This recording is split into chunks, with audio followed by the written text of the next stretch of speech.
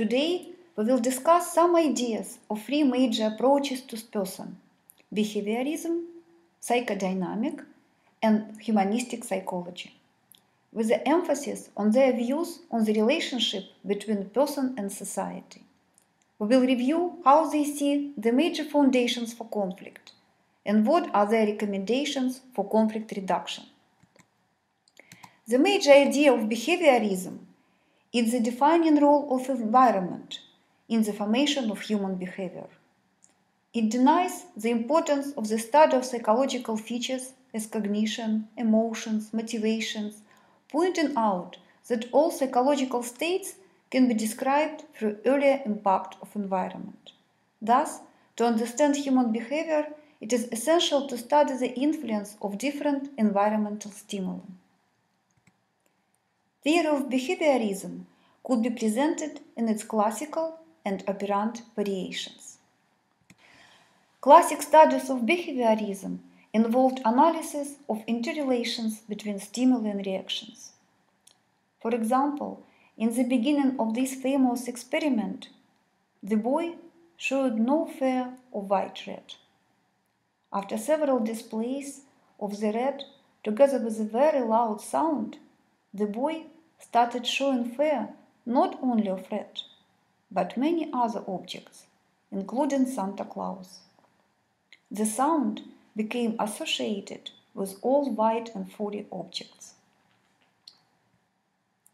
In operant studies, the experiments were conducted using animals placed in a Skinner box.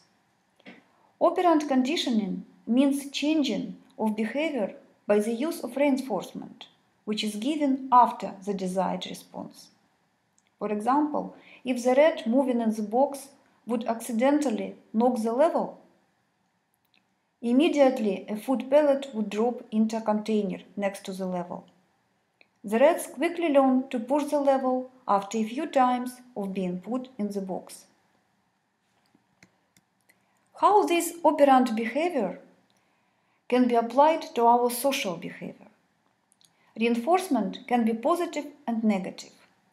Positive reinforcement is created by providing of positive stimulus, for example, ice cream to a child every time he succeeds in some action. Negative reinforcement is created by the removal of negative reinforcer. For example, if child does not complete homework, he has to go to bed early. He will complete homework to avoid going early to bed, thus strengthening the behavior of completing homework. Punishment is the opposite of reinforcement, since it is designed to weaken or eliminate a response rather than increase it. Thus, behaviorism criticized punishment and control. According to theory, a person operates in the environment to produce consequences. All these behavior are reactions to this environment. The source of violence, aggressive behavior is not in bad psychological features, but in society itself. To improve human behavior, it is essential to change the society. Inequality, poverty, discrimination, structural violence. How do we produce this change?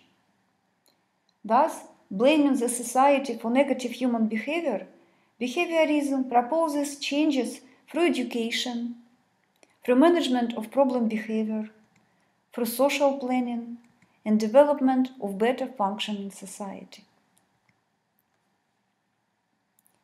If behaviorism denies the important psychological processes and concentrates on the role of environment, psychodynamic approach presents unconscious determinants as foundations of human behavior.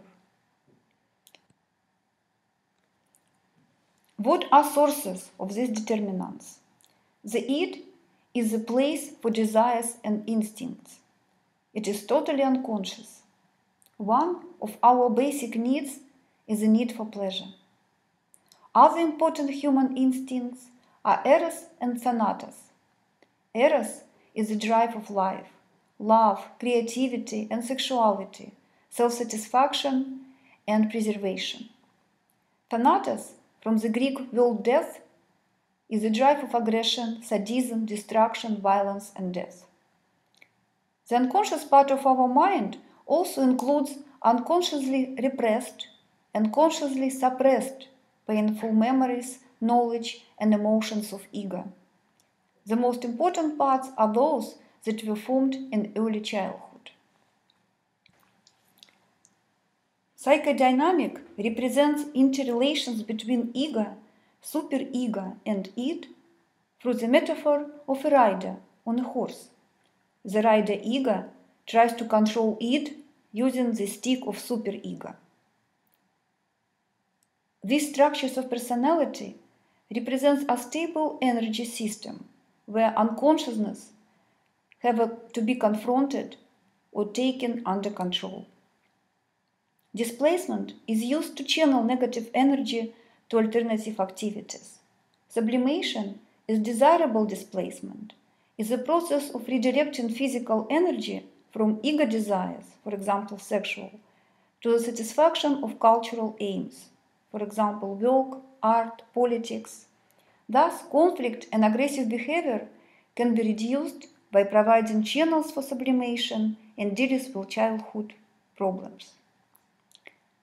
Carl Jung concentrated on the elements of unconsciousness that are similar to all people from different cultures and times. This collective unconsciousness is a result of cumulative experience of past generation and contains similar components including archetypes or universal images.